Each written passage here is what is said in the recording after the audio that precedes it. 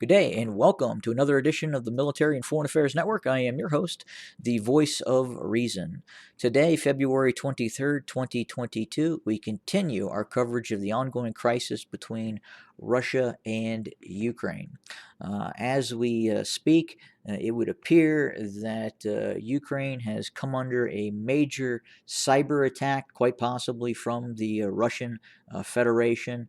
And as we know, that is usually a sign that, in fact, a further military operation could be very, very soon forthcoming by the Russian Federation against Ukraine.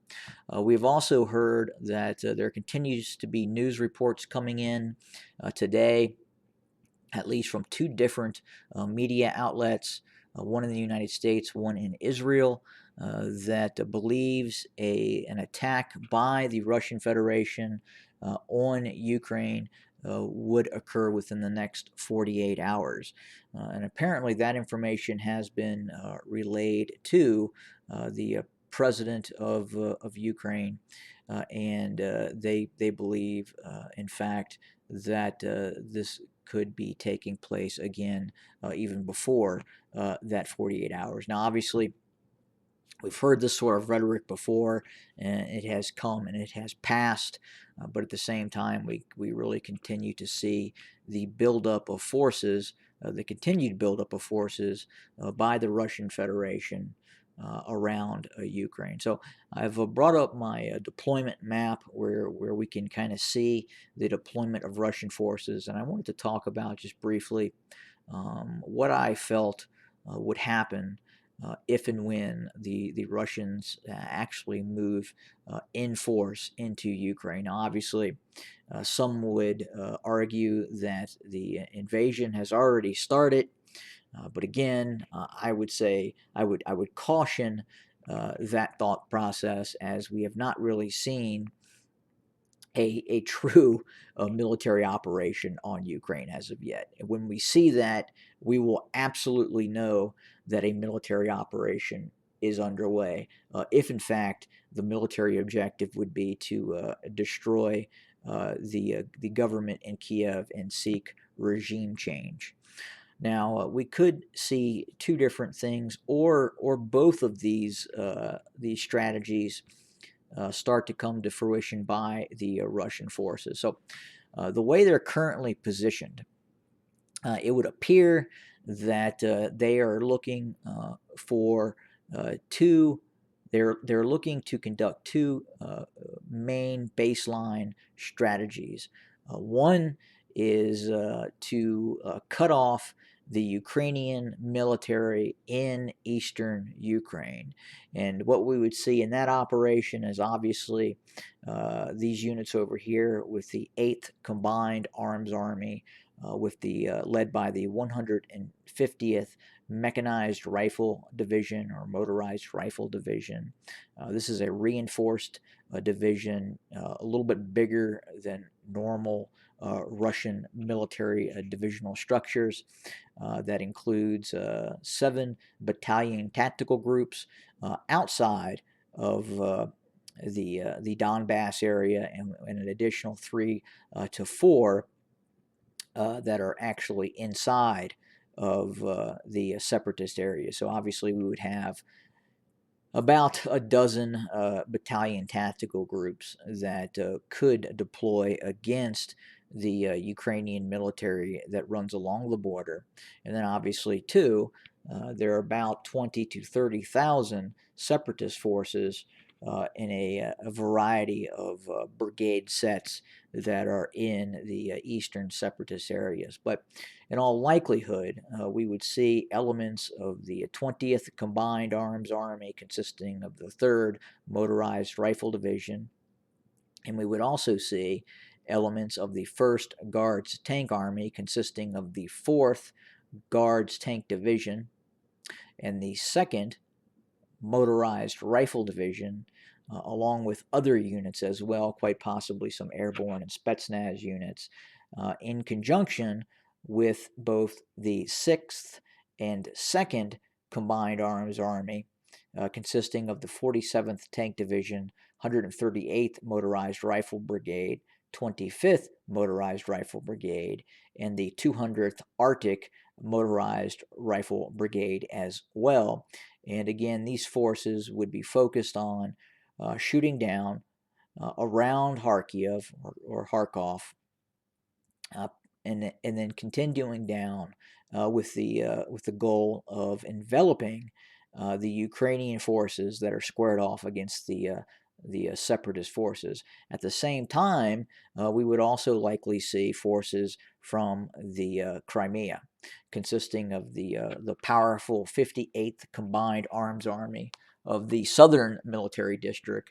That is estimated to be anywhere between 12 and 17 battalion tactical groups consisting of the 20th Motorized Rifle Division, 42nd Motorized Rifle Division, 19th Motorized Rifle Division, among other units as well, including air assault and airborne units deployed as well. And that force would be anywhere from between 12 to 17, quite possibly in excess of 20 battalion tactical groups, and these forces would also include the 810th Naval Infantry Brigade and the 336th Naval Infantry Brigade as well. And again, these forces would look to drive both north and south, cutting off the Ukrainian military that is squared up against the separatist forces. We could see at a certain point in time the Ukrainian forces try to preempt this operation, and we could see a general pullback of some of these Ukrainian units. Now, once the separatist forces were to get wind of this pullback, and again, the Ukrainians would do this to prevent it from being enveloped. And obviously, you could end up having a pocket of anywhere from 30 to 40,000 Ukrainian soldiers being trapped, both with Russian forces behind it to its rear, and then obviously Russian forces in front of it as well.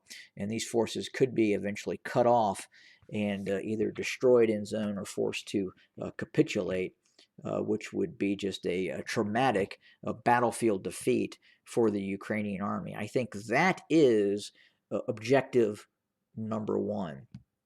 And depending on what the Ukrainians do we see the Ukrainians continue to stand and fight? Do they try to defend positions in terms of preventing the 1st Guards Army, the 20th Combined Arms Army, the 6th Combined Arms Army from moving from north to south and circumventing it and basically enveloping it and creating this pocket of large Ukrainian forces that are trapped, and at the same time the forces driving up from the north, or do they pull back and basically try to save these forces from being enveloped and destroyed by these other Russian forces, both to the north and the south?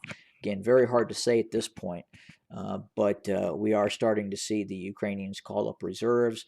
36,000 were just called up today, so we will see a Ukrainian ground force right now that will quickly expand to 200 plus thousand personnel here very, very quickly. Secondly, we could also see the Russians make a dash for Kiev as well.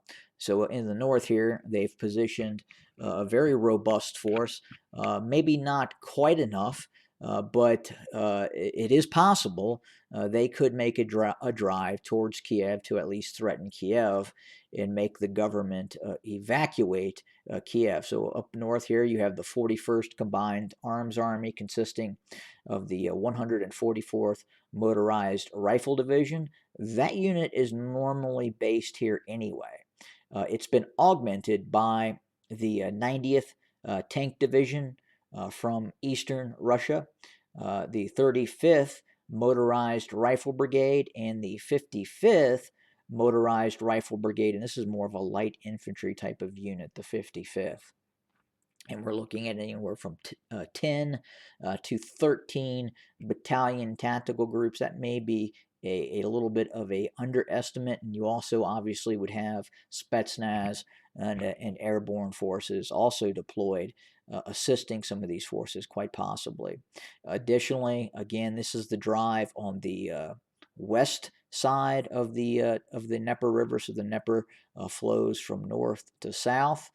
Kiev is split in between the Dnieper River, running north and south, with large parts of Kiev both on the east and western banks of the Dnieper River.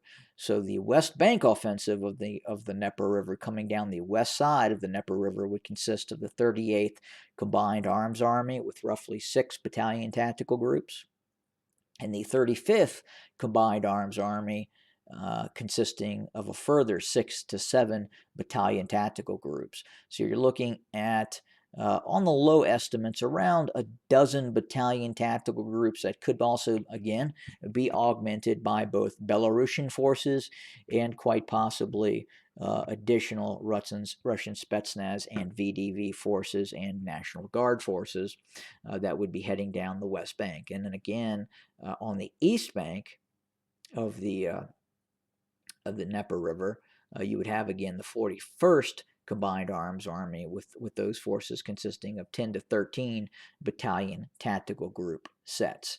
And again, probably in the neighborhood of 24 to a total of 30 battalion tactical groups could be focused on a Kiev operation, and I'm also including airborne tactical groups and obviously the motorized and mechanized and tank battalion tactical groups as well.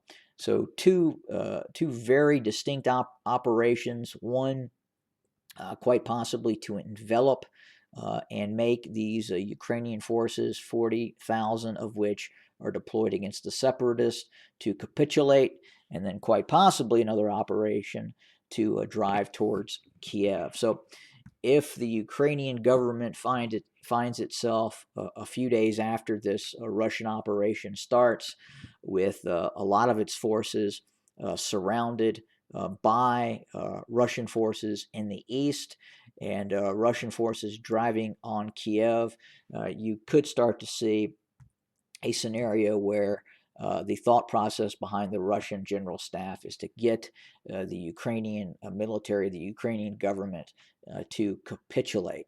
Now, will that happen? Again, very, very difficult to say. I would say the fighting north of Kiev is going to be rather intense. And as they get closer and closer to Kiev, that fighting is going to get heavier and heavier. Also, the maneuver operations that would need to take place in eastern Ukraine.